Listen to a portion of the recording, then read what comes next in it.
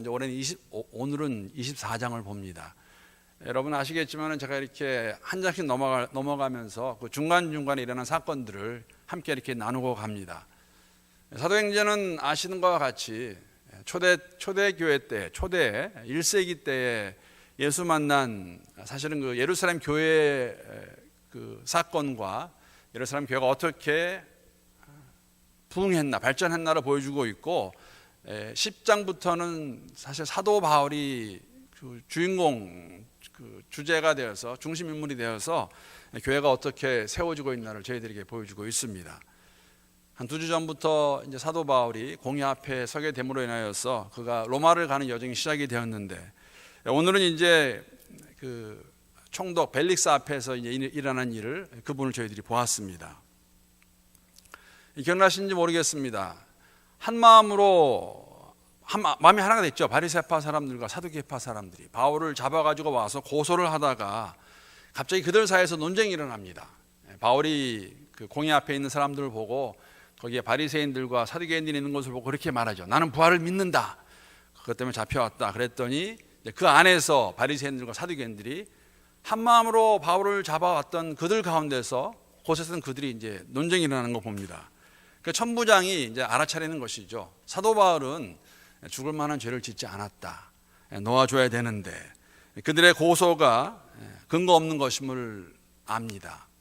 그런데 천부장이 바울을 놓아주지 못합니다. 2가지 이유가 있습니다. 왜냐하면은 소동이 일어났을 때 그 바울을 성내에 가서 데리고 군영 안으로 데리고 왔죠. 데리고 왔는데 보니까는 거기 있는 동안에 이제 어떠한 소식을 듣게 되냐면은 지금 이 바울을 죽이려고 한 40여 명의 사람들이 먹지도 않고 마시지도 않겠다고 이렇게 결사대를 조직해서 지금 바울을 죽이려고 합니다. 내일 아침에 다시 얘기를 듣자 하면서 공회로 데려가라 할 때 그들이 길가에 어딘가에 매복하고 있다가 바울을 죽이겠다고 벼르고 있습니다. 그 이야기를 듣고 천부장이 사실은 밤 3시에 바울을 가이사랴로 보냅니다.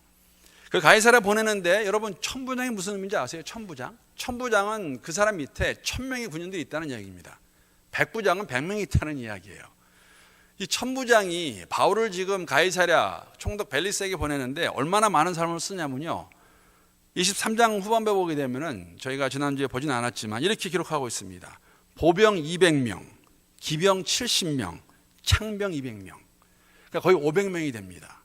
그러니까 자기 수하에 있는 부하들이 한 반 정도를 바울을 호위해 가지고 가이사랴로 보냅니다. 그것도 밤에 아무도 모르게 바울을 보호하는 것이죠. 또 다른 이유는, 바울을 그렇게 총독에 보내되는 이유는 그 도중에서 알게 된 게 뭐냐면은 바울이 그랬어요. 나는 로마 시민이다 라고 말을 했기 때문에, 시민권자임을 알았기 때문에 그가 마음대로 할 수 없는 것을 알고 총독에게 보내야 됩니다. 이런 생각을 해보았습니다. 여러분 굉장히 흥미로운 사실인데, 바울이 자기가 로마 시민권자라는 것을 초대교회 당시에 아시아에 있는 많은 교회들에게 편지를 보낼 때는 한 번도 거론하지 않습니다. 자기 로마 시민권인 것을. 그런데 사도행전에 2번 나옵니다. 2번 자기가 로마 사람인 것을 말을 하죠. 그 첫 번째가 언제냐면은 기억하고 계신지 모르겠어요. 사도행전 16장에 보게 되면은 사도 바울에게 마게도냐에서 온 어떤 한 사람이 환상으로 나타나서 오라고 이렇게 손짓하죠. 기억나세요? 16장입니다. 그래서 사도 바울이 향로를 바꿔가지고 마게도냐에 가서 마게도냐 지역의 가장 첫 번째 도시가 어떤 도시였냐면 빌립보 도시입니다. 빌립보시에 가서 우리가 알고 있는 자주 옷 장사하던 루디아를 강가에서 만나가지고 복음을 전하고, 사실 루디아는 하나님을 경외하던 자였습니다. 즉 유대교를 믿고 있던 사람이었어요. 그래서 루디아에게 리디아에게 복음을 전해가지고 그 루디아가 복음을 전해 듣고 세례까지 받고 바로 자기 집에서 모임을 갖기 시작합니다. 그뿐 아니라 그 당시 빌립보에 있는 그 어떤 귀신 들린 여종이 한 명 있었어요. 그래서 그 여종을 귀신을 쫓아내줍니다. 그랬더니 그 주인이 사실은 그 귀신 들린 여종을 통해서 돈을 벌고 있던 사람이었는데, 그래서 안가펑하느라고 그 소동을 일으켜가지고 바울을 잡혀가게 만듭니다. 죄의 유무도 알기 전에 알아보기 전에 매로 때리고 발에다가 쇠사슬을 묶이게 하죠. 묶어서 하룻밤 지나간 다음에 사실은 그를 잡아갔던 빌립보 도시의 그 도시를 움직이던 사람들도 알았어요. 이렇게 할 이유가 없다는 거를. 아마도 그러나 그 여종의 그 주인이었던 사람들과 그 소동을 일으킨 사람들이 그 도시에서 힘이 있던 사람들이었던 것 같습니다. 그래서 그들을 사실은 그들의 마음을 사기 위해서 했다가 다음날 가라고 그러는데 사도 바울이 뭐라 하냐면은 나 로마 사람이다. 그래서 놀라는 거죠. 왜? 로마 사람을 법에 의해서 그 잘못도 판단하지 않고 먼저 때리고 쇠사슬을 묶었기 때문에. 그래서 이 사람들이 빕니다. 조용히 떠나주길 바래요. 그래서 16장에 처음으로 사도 바울이 내가 로마 시민이라는 것을 밝힌 적이 있고, 두 번째가 22장입니다. 22장에 나오는 건데, 여기도 보게 되면은 이제 그 사도 바울이 그 교회들의 헌금을 가지고 왔고 성전에 와서 이제 그 교제를 하고 그러다가 7일째 되는 날에 성전에 가게 됩니다. 7일째 되는 날에 아시아에서 온 유대인들이 바울을 알아보았죠. 또 소동을 일으킵니다. 그래서 사실은 그 당시 그 현장에서 22장을 잘 보시면 알겠지만은 바울을 죽이려고 그래요. 소동이 납니다. 그래가지고 천부장이 그 이야기를 듣고, 사실 천부장이 사람을 보낸 이유는 굉장히 지극히 이기적인 것이었어요. 자기가 관할하고 있는 예루살렘 성전 안에서 만약에 소동이 일어나게 되면은 그 치안 관리에 문제가 있으니까, 그래서 가서 사도 바울을 영내 안으로, 군영 안으로 데리고 들어옵니다. 그래서 무슨 일인가 알아보려고 채찍질하라고 백부장한테 때리라 그랬는데, 그때 사도 바울이 뭐라 하냐면은 by the way, 잠깐만, 나는 로마 시민이다라고 그렇게 말을 합니다. 그래서 놀라죠, 천부장이. 나는 어떻게 로마 시민이 바울이 로마 시민에 대했나? 그게 두 번만 이렇게 말합니다. 그 외에는 기록된 말씀에서는 바울이 한 번도 자기가 로마 시민권자임을 말하지 않습니다. 특히 편지를 쓸 때에는 그런 말 하지 않습니다. 우리가 한 가지 알 수 있는 것은 뭐냐면 이런 거 생각해 볼 수가 있습니다. 바울은, 여러분, 이 당시에, 초대교회 당시에 유대인으로서 로마 시민이라는 것, 유대인이 아니더라도 로마의 시민이라는 것은 엄청난 특권이고 권리가 있는 것입니다. 사용할 수 있는 것이에요. 아무나 함부로 할 수 없는 것이에요. 그런데 이러한 것까지도, 자신이 가지고 있는 권리까지도 언제만 사용하냐면은 복음의 진보를 위해서. 사도 바울이 복음을 전할 때는 전적으로 하나님의 인도하심과 성령의 역사하심에 의존했습니다. 그러나 정말 필요할 때, 동일한 사건이에요.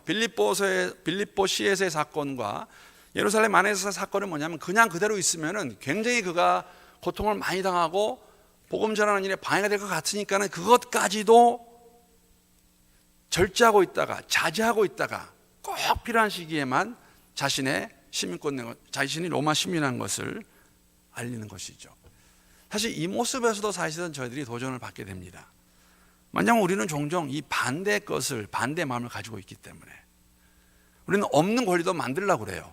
내가 누군데, 내가 어떤 사람인데 내가 이런 대접을 받고 있는가, 나한테 이럴 수 있을까 하는 그런 마음이 우리에겐 있는데, 사도 바울은 그 반대였습니다. 정말 복음을 위해서 꼭 필요할 때만 그가 자신이 로마의 시민이었다는 것을 말했다는 것, 우리에게 도전을 주는 모습이었습니다. 그래서 이제 천부장에게 말했죠. 내가 로마 시민이다. 어쨌든지 간에 이제 천부장이 그것을 알게 되었습니다. 알게 되어서 말씀드린 것 같이 야밤에, 밤 3시에 약 한 500명의 군병을 붙여가지고 예루살렘에서 가이사랴에 있는 총독 벨릭스에게 그를 보내게 됩니다. 근데 그 보낼 때 이제 그냥 보내지 않고, 천부장은 먼저 가지 않았어요.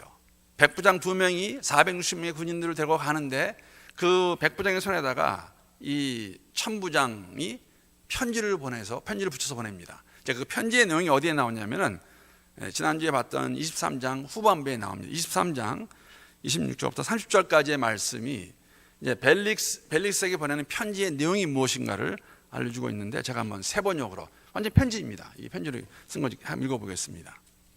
자, 글라우디오 루시아는 천부장의 이름입니다. 그렇죠? 글라우디오 루시아는 삼가 총독 벨리스 각하에게 문안드립니다. 편지입니다. 처음에 인사를 하는 거. 자, 바울은 유대 사람들에게 붙잡혀서 죽임을 당할 뻔하였습니다. 여기까지는 맞는 내용이에요. 근데 그 다음이 참 흥미로웠어요. 그런데 나는 그가 로마 시민인 것을 알고 군대를 거느려 가서 그를 구해냈습니다. 이거는 다 맞는 말은 아니에요, 사실은. 무슨 말이냐면은 천부장이 바울이 로마 시민인 것을 알고 구해준 것이 아니라 소동이라는 것을 자제하기 위해서 그것을 컨트롤하기 사람 보내서 데리고 와서 말하다가 알게 됐죠. 그런데 쓸 때는 이렇게 자기 공로 취하잖아요. 내가 이 바울이 로마 시민인 걸 알고 그래서 그를 구해주러 군대를 데려가서 구했다고 그러는데 그렇지 않습니다. 아무튼 저는 그거 봤어요. 정치인들은 조금만 뭐가 되면 다 자기 공로로 하려고 그래요. 여기도 똑같아요. 어쩌다 했는데 구해줬는데 그것을 내가 알아서 구해줬다. 자, 28절 보게 되면 이렇게 말합니다. 유대 사람들이 무슨 일로 그를 고소하는지를 알아보려고 나는 그들의 의회로 그를 데리고 갔습니다. 나는 그가 유대 사람의 율법 문제로 고소를 당하였을 뿐이며 사형을 당하거나 갇힐 만한 아무런 죄가 없다는 것을 알았습니다. 그런데 이 사람을 해하려고 하는 음모가 있다는 정보를 듣고서 나는 당장에 그를 총독님께로 보내는 바입니다. 그리고 그를 고발하는 사람들에게도 그에 대한 일을 각하 앞에 제소하라고 지시하여 두었습니다. 자, 분명한 것은 뭐냐면은 천부장 루시아가 알고 있어요. 바울은 지금 감옥에 들어갈 이유도 없고 이런 일을 당할 아무런 이유가 없다는 것이죠. 풀어줘도 되는데 그럼에도 불구하고 사실은 두 가지 이유로 그렇게 못하죠. 좀 전에 말씀드린 것 같이 사람들이 이제는 로마 시민인 걸 알았는데 이 공의에 참석했던 아마도 바리새파 사람들이나 사두개파 사람들이겠죠. 40명의 사람이 결사들을 조직해서 바울을 죽이려고 하기 때문에 로마 시민을 보호할 의무가 생긴 거예요. 그리고 또 한편으로는 천부장도 사실은 자신의 공로를 취하기 위해서 스스로를 나타내기 위해서 보낸 것 알고 있습니다. 그리고 오늘 본문에 나오지만은 천부장 루시아도 벨리스 총독도 그리고 벨리스 총독 다음에 오는 총독도 다 똑같아요. 뭐 똑같으냐면은 이러한 일들을 자신들 위해 다 사용한다는 것이죠. 물론 이런 것은 처음 있는 일은 아닙니다. 지금 천부장 알고 있어요. 바울에게 아무 죄가 없다는 것. 벨리스 총독도 알고 있습니다. 그런데 왜 안 풀어줄까? 이거 화면에 나오죠. 그리고 사실 이게 처음이 아닌 것은 뭐냐면 여러분 기억나세요? 빌라도도 알고 있었어요. 무엇을? 예수가 사형당할 만한 일을 하지 않았다는 것을. 빌라도가 예수를 죽인 이유는 한 가지입니다. 물론 유대 사람들이 압박을 가했죠. 그뿐 아니라 정치적인 이익을 위해서 내가 이들의 이 페이버를 들어주면 내가 요구했을 때 이들도 내 말을 들어줄 것이다. 그게 계산된 행동입니다. 천부장도 그랬고 오늘 총독 벨릭스도 오늘 본문의 끝에 보게 되면은 왜 안 풀어주는지 그 이유가 나와 있어요. 26, 27절 말씀입니다. 거기에 보게 되면은 동시에 또 바울에게서 돈을 받을까 바라는 거로 더 자주 불러 같이 이야기하더라. 뇌물 받으려고. 좀 만나서 얘기하면은 좀 돈이 나올까 해서. 그래서 안 풀어줘. 두 번째는 뭐냐면은 이태가 지난 후에 보르기오 베스도는 벨릭스 다음으로 오는 총독입니다. 가이사랴로. 그때 벨릭스가 유대인의 마음을 얻고자 하여 바울을 구류하여 두니라. 사실은 벨릭스는 마음 먹었으면, 왜냐하면 로마의 법에 따라서 바울을 잡아둘 이유가 하나도 없어요. 그런데 이렇게 잡아두면서 얘기하는 가운데 바울이 혹시라도 자기에게 뇌물을 줄까 해서, 좀 재정적인 이익을 볼까 해서, 그리고 또 다른 편으로는 똑같은 거예요. 빌라도가 했던 것 같이 내가 이들의 이것을 환심을 사게 되면, 마음을 얻게 되면 다음에 내가 필요할 때 이 사람들을 사용할 수 있겠구나. 그러한 마음으로 바울을 풀어주지 않았습니다. 이것이 지금 일어나고 있는 현상입니다. 총부장도 사실은 보호만 하지 않았어요. 그리고서는 다시 또 알려줬어요. 본문에 나오지만은 제가 조금 전에 읽은 마지막 절에 보게 되지만은 공회 사람들이 뭐라 그러냐면은 내가 바울을 가이사랴에 보냈다. 너희들 잘 준비해서 가서 한번 고소해 보라고 그렇게 알려줍니다. 다 계산된 행동입니다. 무슨 계산이냐면은 다 나를 위해서. 내가 이렇게 함으로써 내게 어떤 이익이 올 것인가 하는 모습을 저희들이 볼 수가 있습니다. 그래서 이제 24장은 어떻게 된 거냐면은 바울은 가이사랴로 갔고, 가이사랴에 가 있는 바울에게 바울을 죽이려 했던 유대인들이 이 팀을 만드는데 자기들만 오지 않고 변호사를 대동해서 나타납니다. 가이사라에 오게 되는 것이죠. 그래서 그 총독 벨리스의 그 재판 앞에 이제 가게 되는 것. 근데 거기서 이제 그 데리고 온 그 변호사 이름이 누가 기록하고 있습니다. 굉장히 큰 사건이죠. 그 이름이 누구냐면 이제 더둘로라는 그러한 유대인 변호사를 데리고 옵니다. 근데 여러분 제가 이런 생각 해봤습니다. 바울은 지금 복음을 전하다가 이런 일을 당하고 있습니다. 물론 말씀드린 것 같이 복음을 전할 때에 사람의 힘으로 할 수 있겠습니까? 그런데 여러분 어땠을까요? 지금 예루살렘에 갔다가 졸지에 갑자기 아시아에서 온 사람들이 바울을 알아보아 가지고 소동을 일으켜서 죽을 뻔하다가 이렇게 그 천부장에서 도움받아서 구원을 받은 거죠. 그래서 지금 그 군영 안에 있는데 어떠한 소리, 사실은 그 소리를 알려준 것은 바울의 생질이었어요. 와서 말해줬는데 뭐냐면 들어보십시오, 아저씨. 지금 40명이라는 사람이 아저씨를 죽이려고 그럽니다. 그런데 어떠한 결심을 했냐면 아저씨를 죽일 때까지 먹지도 않고 마시지도 않겠다고 그래요. 자, 그런 말을 들은 바울의 마음이 어땠을까요? 여러분 어땠을까요? 저는 바울이 그 얘기 듣고 뭐 그럴 수도 있지, 괜찮아, 그러지 않았을 것입니다. 굉장히 힘들었을 거예요. 얼마나 힘들었으면 여러분 사실은 23장 지난주에 저기 읽지 않았지만 11절에 그 밤에 사실은 그 다음날 그 얘기를 듣게 됩니다. 그러니까 사실은 40명이 그를 죽이러 온다는 것은 그 다음날 아침에 들어요. 그러나 예루살렘 성전에 갔다가 아무 이유 없이 사람들에게 몰매 맞고 힘들어하고 죽을 뻔하고 그러다가 지금 그 군영 안에 들어와 있는 것이죠. 얼마나 상심이 될까요? 왜 이런 일을 당해야 될까? 그러다가 그 다음 날에는 이제 생지로부터 그런 얘기까지 들을 거예요. 그 중간에 주님께서 바울에게 무엇이라고 말씀하시냐면은 사도행전 23장 11절에 보게 되면 제가 세 번역으로 올랐는데 이렇게 나타나셔서 말씀해 주십니다. 그날 밤에 주님께서 바울 곁에 서서 말씀하셨다. 용기를 내어라. 내가 예루살렘에서 나의 일을 증언한 것 같이 로마에서도 증언해야 한다. 두 가지 의미가 있습니다. 첫 번째는 뭐냐면은 제가 그래서 이제 바울이 굉장히 힘들어했을 것입니다. 어려했을 것입니다. 복음을 전하다가 물론 알고 있었던 것이죠. 여러분 기억나시죠? 예루살렘에 간다는 이야기를 들었을 때에 가이사랴에서도 그렇고 두로에서도 그렇고 가지 말라고 그랬어요. 형제들이 당신 거기 가면은 어려움 당할 것입니다. 당신 거기 가면 잡힐 거예요 했지만은 그것을 듣고도 바울에게는 부담이 있었어요.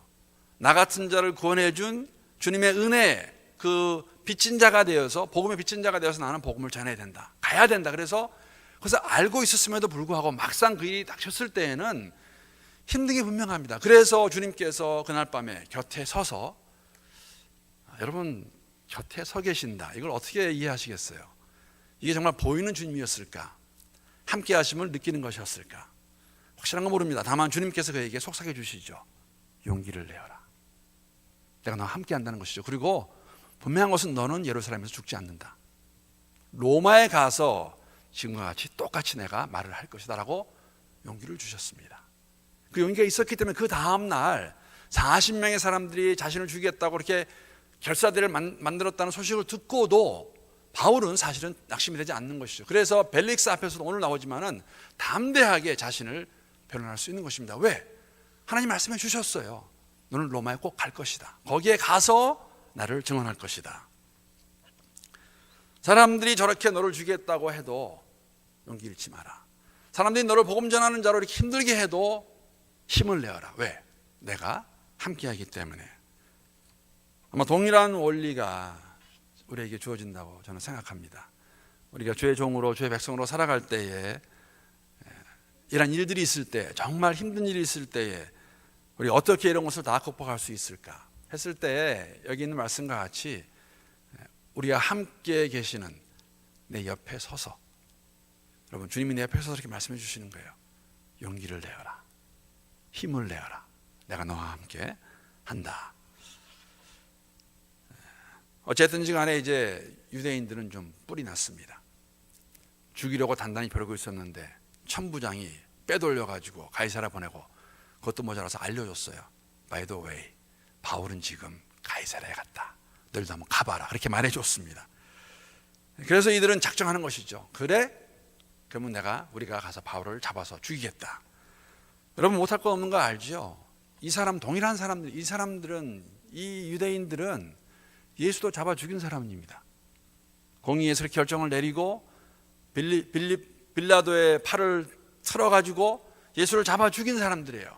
그 잡아 죽인 예수를 믿는 쪼무라기 하나 바울 정도 왜 못 죽이겠어요? 죽일 수 있습니다, 가서. 근데 문제는 하나 있어요. 문제는 뭐냐면은 생각하지 못했던 것이었죠. 바울은 로마 시민입니다. 그래서 공의의 결정으로 해서 예루살렘 안에서 할 수 없는 일이에요. 지금 가이사랴로 벌써 넘어갔고, 가이사랴는 로마가 다스리고 있는 그런 지역이었고, 지금 거기에는 벨리스 총독이 있습니다. 그래서 이들이 더둘로라는 변호사를 데리고 갑니다. 참 흥미로운 것입니다. 그럼 왜 변호사를 데리고 갔을까? 성경학자들이 두 가지 추측을 합니다. 첫째는 뭐냐면은 충분히 이해가 가는 추측이고 맞는 것 같습니다. 예루살렘에 있는 예루살렘에 있는 유대인들은 헬라 말을 그렇게 잘할 수 없다고 생각합니다. 히브리 말 하던 사람들이기 때문에. 그리고 또 한 가지 무슨 문제가 있었냐면은 자신들의 율법과 자신들의 법은 잘 알지만은 로마법은 잘 몰라요. 더둘로는 변호사입니다. 무슨 말이냐면은 유대인임에도 불구하고 헬라어를 잘 구사할 수 있고 또 로마의 법을 잘 알고 있는, 그래서 총독 앞에서 아주 그 요점을 잘 정리해서 왜 사도 바울이 죽어야 하는지를 말할 수 있는 사람. 그래서 더둘로를 데리고 유대인들이 함께 가이사랴에 가서 그를 고소하는 것이죠. 조금은 다릅니다. 지금부터는. 예루살렘에 있을 때에는 자신들의 어떤 면에서는 이렇게 영향 아래 있었죠. 예수를 잡아 죽인 것 같이. 그러나 이제는 가이사랴로 옮겨갔고 벨리스 총독이 거기에 있고 그 앞에서 왜 바울이 어떤 죄를 지어서 죽어야 되나를 말해야 되는데 자신들이 할 수 없기 때문에 더둘로를 데리고 간 것을 알 수 있습니다. 그러면서 이제 조목조목으로 아주 정확하게 세 가지의 고소 내용을 말합니다. 세 가지 이유가 있어요. 첫 번째는 뭐냐면은 바울은 소란을 일으킨 죄가 있다. 소란을 일으킨 자라고 말합니다. 그게 이제 앞에 24장 1절부터 9절까지의 내용이에요. 소란을 일으킨 자. 두 번째는 뭐라고 말을 표현하냐면 나사렛 도당의 우두머리다. 그래서 이단 취급합니다. 나사렛이라는 그러한 이렇게 이단 같은 그 무리들의 우두머리라고 말하고, 세 번째는 이건 굉장히 죽을 수밖에 없는 그런 죄목이죠. 성전을 더럽히는 자라는 죄명을 씌웁니다. 그래서 그가 이제 더둘로가 그거를 벨릭스에게 이렇게 말을 하는 거예요. 그게 이제 사도행전 24장 1절부터 9절까지의 내용입니다. 그 이야기를 듣고 이제 벨릭스가 뭐라 하냐면 이렇게 얘기해요. 바울한테.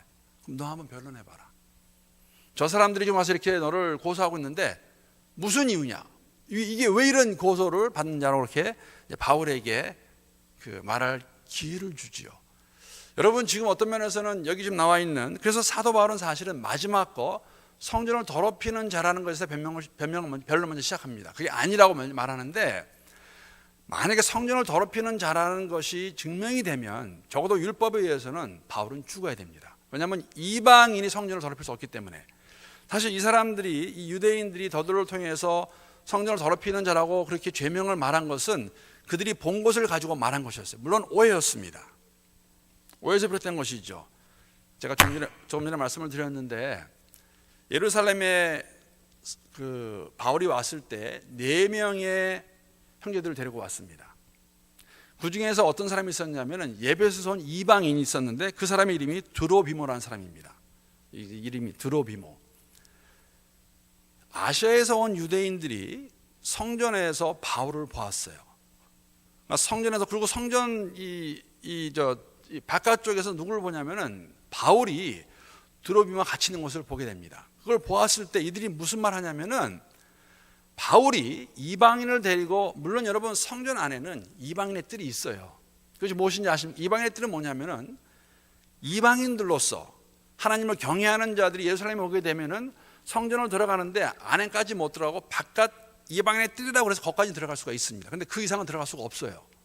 그 이상은 유대인만 들어갈 수 있습니다. 그런데 이 아시아에서 온 유대인들이 어떤 오해를 하게 되냐면은 바울이 드로비몬을 갇히는 것을 보고 바울이 이방인 드로비몬을 데리고, 즉 예베소 사람 드로비몬을 데리고 성전 뜰 안까지 들어갔다가 나왔다고 오해를 하고 그를 사실은 그때 고소했던 것이에요. 저 사람이 여기서뿐만 아니라 우리의 도시에서도, 즉 아시아의 여러 도시에서도 회당에서 자신의, 즉 예수를 가르쳐 가지고 어렵게 했던 자인데 예루살렘 성전까지 와서 예베소 사람, 이방인 사람 드로비몬을 데리고 성전 안에 들어갔다 왔다 성전을 더럽히는 자라고, 그때 그것이 발단이 되어서 소동이 나는 것이죠. 그래서 그것을 그대로 가지고 지금 뭐라고 하냐면은 바울은 이방인을 데리고 성전 뜰 안에 들어갔던, 성전을 더럽힌 자라고 그렇게 고소를 합니다. 여러분, 이것은 굉장한 고소입니다. 왜냐하면 말씀드린 것 같이 이방인이 만약에 들어가게 되면은, 율법에 하게 되면 그들은 죽게 되어 있습니다. 성전 안은 이방인 뜰 외에는 이방인이 들어갈 수가 없는 것이죠.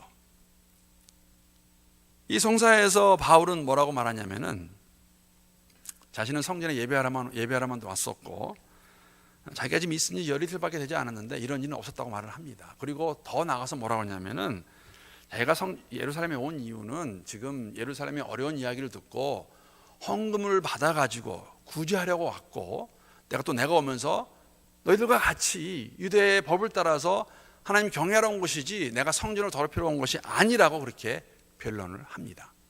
물론 나중에 이 말을 듣고 결정할 사람은 총독 벨릭스예요. 근데 벨릭스는 알고 있었어요. 이 세 가지 고소가 다 아무런 이유가 없고 바울을 감옥에 둘 만한, 바울을 사형에 처할 만한 것이 아니라는 것을 알고 있었죠. 자, 두 번째는 뭐냐면은 그렇게 말합니다. 그 사람들이 더둘로가 말한 것이 뭐였냐면은 바울은 나사렛이라는 그 나사렛 도당, 왜 나사렛 도당이냐면은 예수님께서 자라신 곳이 나사렛이었고 나사렛 사람 예수였기 때문에 나사렛, 즉 나사렛 예수를 따르는 그 무리들의,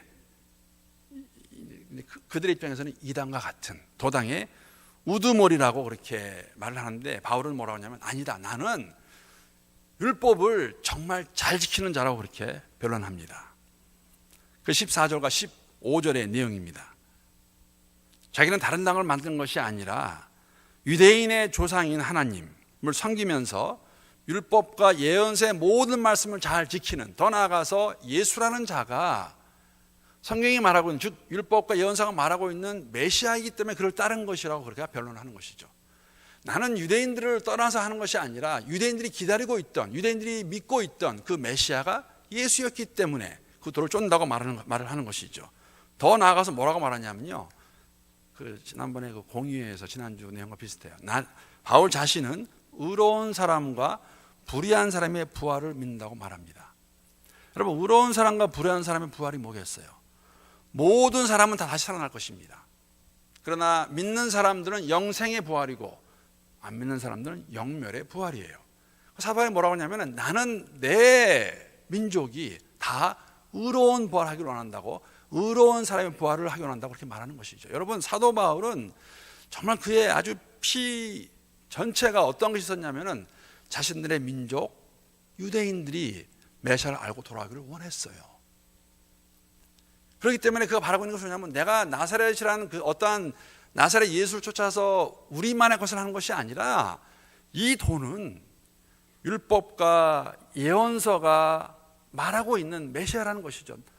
당신들도 믿기를 원합니다 하면서 자신을 변론하는 모습이 나오고, 이제 마지막으로 그 더둘로가 했던 고소가 뭐였냐면은 소동을 일으켰다고 그랬는데, 소동은 사실은 자기가 일으킨 것이 아니라, 즉 바울이 일으킨 것이 아니라 아시아에서 온 사람들이 일으킨 것이었어요.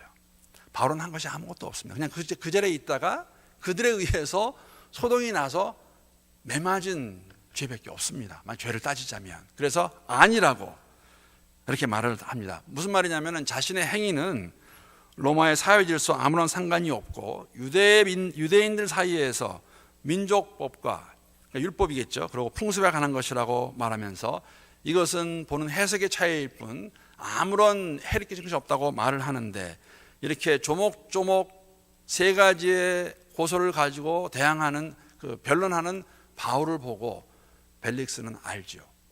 이 사람은 죄가 없다. 거기다 더 나가서 바울은 뭐라고 그러냐면요, 자신은 하나님 앞과 사람 앞에서 꺼리낌 없는 양심을 가지려고 힘쓰는 자라고 그렇게 표현합니다. 즉 하나님 앞에서 나는 죄진 것이 아무것도 없다, 이렇게 표현하는 것이죠. 그래서 이것을 벨릭스 총독이 듣고 알고 인정하고 어떠한 판결을 내리냐면요, 그 판결문이 어디 있냐면은 22절 23절 말씀이 그 판결문이에요. 그 얘기를 듣고 뭐라고 말하냐면은, 자, 벨릭스가 이 도에 관한 것을 더 자세히 아는 거로 연기하여 이르되 천부장 루시아가 내려오거든 너희를 처결하리라 하고 백부장에게 명하여 바울을 지키되 자유를 주고 그의 친구들이 그를 돌봐주는 것을 금하지 말라 하니라. 사실은 천부장이 아직 안 내려왔기 때문에 기다리고 있는 가운데서 벨릭스는 알고 있었어요. 이 도에 대해서 알고 있었고, 바울이 이런 거 가지고 그들이 말하는 것, 더들로를 통해서 말하는 유대인들의 그 고소가 바울을 감옥에 넣을 만한 이유도 안 되고 더 나아가 죽일 만한 이유가 안 되는 것을 알고 있었죠. 그런데 왜 풀어주지 않았을까? 저는 조금 전에 말씀드린 것 같습니다. 두 가지 이유가 있었습니다. 금전적인 이익을 취하기 위한 것이 있었고, 또 다른 이유는 유대인들의 마음을 얻어가지고 정치적으로 자신의 영향력을 그들에게 끼치기 원해서 그 바울을 놓아주지 않습니다. 그런데 또 흥미로운 게 하나 또 있어요. 이게 사람의 마음이에요. 왜냐하면 24절 25절에 보게 되면은 벨릭스가 사도 바울을 종종 부릅니다. 그래서 어떤 일을 하냐면은 오늘 본문에 나와 있는 24, 25절 말씀 함께 보겠습니다. 거기 보게 되면은 수일 후에 이제 그렇게 하고 난 다음에, 자, 천부장이 올 때까지 잘 이렇게 보고 있어라. 그런데 얼마 있다가 벨릭스가 그 안에 유대 여자 두루실라와 함께 와서 바울을 불러 그리스도 예수 믿는 도를 듣거늘. 아마 모를 리가 없죠.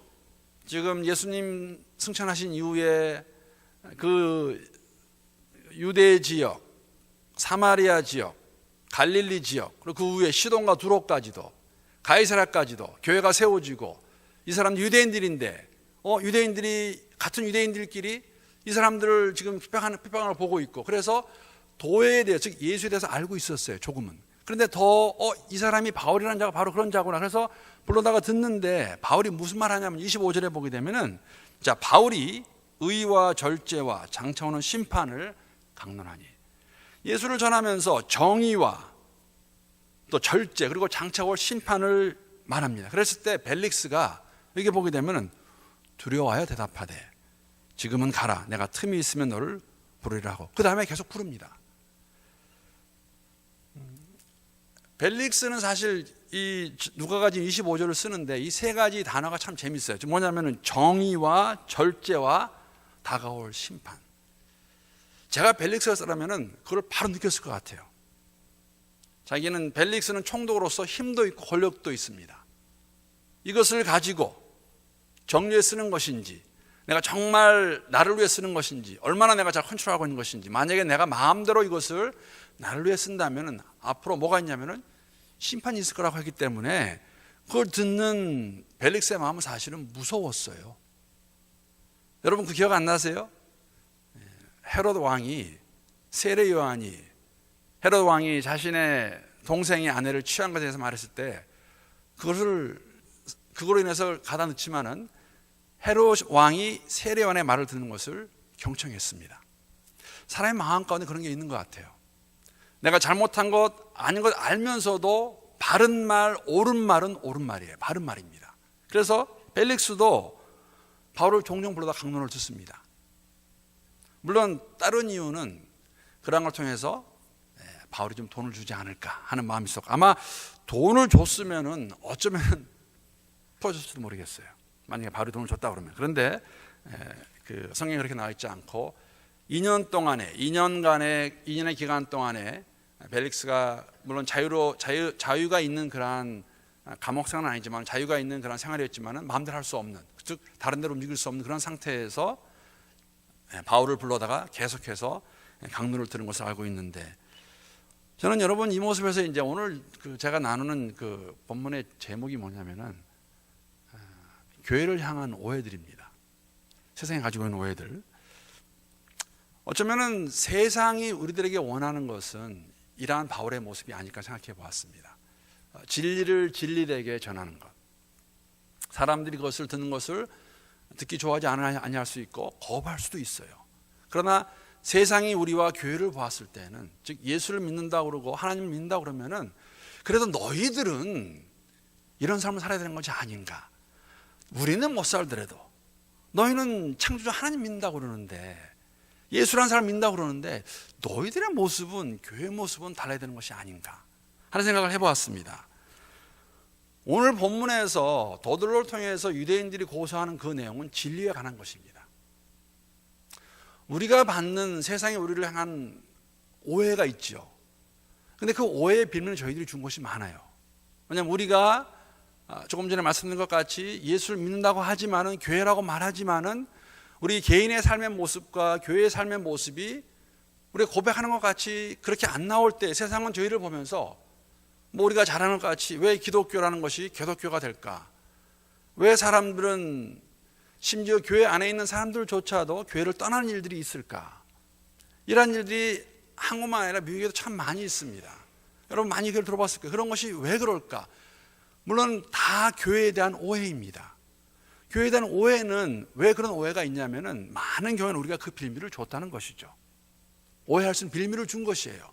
우리가 고백하는 내용과 진리이신 예수를 믿는다는 그 삶의 모습, 그것을 고백을 하는 삶의 모습과 고백이 같지 않을 때 사람들이 그것을 보면서 뭐 왜 그래? 왜 그럴까? 왜 많은 사람들은 뭐 아이들이 아이들 가운데 그런 얘기도 한다고 그래요. 교회는 정말 잘 싸우는 곳이라는 이야기도 한다고 그런 얘기 들었습니다. 제가 누군가한테. 그런 것들은 우리가 현상적으로 보여주는 것이 있었기 때문에 사람들이, 심지어는 교회 안에서조차도 아닌데, 그런 모습이 아닌데 그것을 어쩔 수 없이 받아들이는 모습들이 정말 교회가 가지게 되는 모습들인가? 세상에서만 오해하는 것이 아니라 우리 스스로가 오해하고 있는 거 있죠. 그럴 수밖에 없다고 하면서 그것이 교회의 모습일까 하는 생각을 해보았습니다. 이러한 오해들을 어떻게 없앨 수 있을까? 이러한 책 제목이 있는데 제가 이번에 준비하다가 알게 된 겁니다. 몇 년 전에 나온 한국 책인데요, 예수라는 이름이 들어간 책인데, 지금까지 예수라는 단어 들어가서 가장 많이 팔린 책인데, 누구한테 가장 많이 팔렸냐면요, 예수 안 믿는 사람들한테. 제목이 뭐냐면요, 이런 제목이에요. 이런 예수는 없다. 그런 그 제목이 있더라고요. 그래서 어떤 그 분이 쓰신 책인데 저는 이거 보진 않았습니다. 그냥 그 기사를 보면서 왜 이런 것들이 잘 팔릴까? 특히 예수 믿지 않는 사람들한테. 그런 생각이 들었어요. 예수 믿지 않는 사람들조차도 예수가 어떤 예수이기에 우리의 삶에 그러한 부분들이 많은 실망을 줄까 해서 보는 것이 아닌가. 이런 얘기하는 사람 많다고 들었습니다. 뭐냐면은 교회는 싫지만 예수는 좋다. 들어보셨죠? 교회는 싫지만 예수는 좋다. 요 근래에 얼마 전에 미국 글을 많이 쓰시는 분 가운데 앤 라이스라는 분이 있어요. 앤 라이스. 근데 그분이 이런 말을 했습니다. 나는 기독교는 떠난다. 그런데 예수는 믿는다라고 했습니다. 근데 기독교라는 어떤 종교 집단, 그게 이제 뭐냐면 동일한 얘기입니다. 그래서 내가 기독교라는 거에 내가 조인하지 않겠다. 그러나 나는 예수는 믿는다. 굉장히 아이러니한 겁니다. 그리고 굉장히 역설적인 것이에요. 그렇죠? 왜냐하면 교회라는 데는 예수를 믿는 사람들이 모이는 게 교회인데, 근데 그러한 교회 기독교는 떠나지만 나는 예수는 믿는다. 왜 이런 이야기들이 나올까? 이런 것들이 모두 다 제가 분명히 믿는 것은 교회에 대한 오해들에 의해서 생긴 것들입니다. 그럼 교회에 대한 오해가 왜 생길까 했을 때에는, 하나는 우리가 인정하는 건 뭐냐면 다 근거가 없는 이야기는 아니에요. 조금 전에 말씀드린 것 같이. 그러나 오해입니다. 왜냐하면 교회는 그런 것이 아니에요. 보이는 현상에 있다, 그런 것이겠죠. 그런 반응이 나오는 거겠죠. 시간이 걸릴 것입니다. 그것이 아니라는 것을 우리가 시간이 걸리지만 우리의 삶 자체로 보여줘야 돼요. 이제는 말로 안 돼요, 여러분. 이제는 말로 하는 거 효과가 없어요. 정말 우리의 삶으로 그것을 보여줘야 됩니다. 아니라는 것을. 그러니까 교회가 변해야 되겠죠. 교회가 변해야 되는데 다른 사람 교회가 아니라, 다른 교회가 아니라 우리 교회가 변해야 됩니다. 우리 교회가 변해야 되는데, 여러분, 내가 바로 교회입니다. 그러니까 문제는 마지막은 나예요. 나입니다. 내가 정말 예수 믿는 자로서 예수 믿는 사람 같이 내 삶의 모습이 있는가. 그러니까 내가 변하면 우리 교회가 변하고, 우리 교회가 변하면 교회가 변합니다. 교회가 변하면 세상에 가지고 있는, 우리가 가지고 있는 오해들조차도 다 없어질 것입니다. 왜냐하면 성경이 보여주고 있는 교회는 그런 교회가 아니기 때문에. 근데 이러한 모습은 초대교회 때부터 있었어요. 초대교회 때는 진리에 대한 것이었지만 요사이는 저희들이 그 진리를 우리가 잘못 이해해서, 잘못 포장해서, 잘못 사용해서 나오는 오해들이 많다는 것이죠. 그 다음에 바라는 것은 우리의 삶의 변함으로 인해서, 내 삶의 변함으로 인해서 교회를 향한 수많은 오해들이 없어질 수 있기를 함께 기도합니다.